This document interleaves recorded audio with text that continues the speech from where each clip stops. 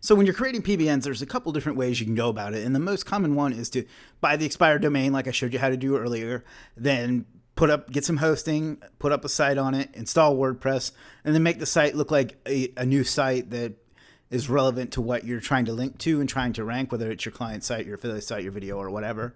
And that's the most common way. But another way is to recreate the way the site looked like before it expired. That way, if somebody from Google or whoever comes along and looks at it, hey, it looks like it always did, and there's nothing suspicious about it. And then you just stick a link in the footer or in the sidebar or someplace inconspicuous. That way, you still get the power and you're a lot less likely to fail. I like to do a mix. I do probably 20% of mine this way, and then the other 80% are WordPress sites just because they're easier to manage and what have you. But it's a real pain in the ass to do it this way too, because you have to know some HTML, you have to manually recreate the pages one at a time and what have you. Or you can just get this tool and have it done for you. So what we're going to do, we're going to continue with the domain example we used earlier. I'm not going to try to pronounce it, feluguis.org.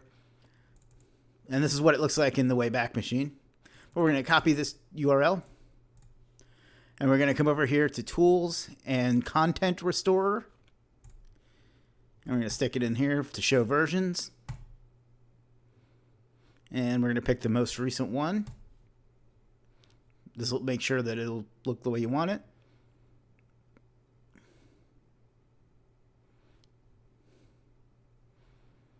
And that looks pretty realistic. The fact that it's ugly is actually encouraging to me, because that means that somebody who didn't know what they were doing created a site, and that's realistic. That happens a lot, especially if you just look around at stuff. So we're going to go with I want this version. It'll feed it in here. You're going to click go. And that's it.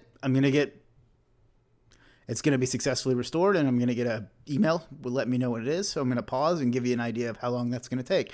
It is 9:02 p.m. right now. Okay, so we're back, and it is now 9:12 p.m. So that was just a few minutes. I've gotten the email that tells me that my site's ready. So all I would have to do now would be to go to buy some hosting and set up the domain on it, upload the zip file to it, extract it, and I'd have an entirely new site set up that looked exactly like that. And then I could just come down here and stick a link into whatever my money site is, and no one would know the difference. It's really that simple.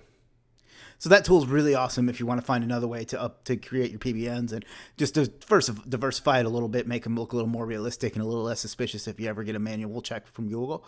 And that's about it for this section. This tool is really valuable. I don't know if there may be other tools out there that do it. I don't know, but to me, it's the time it saves you from having to come in and manually recreate all of this in HTML, download the images, position them using divs and tables and what have you. I don't know. Web design gives me a headache. So anyway, that's definitely worth it for your time to mix in some of your PBNs. And let's jump right into the next section.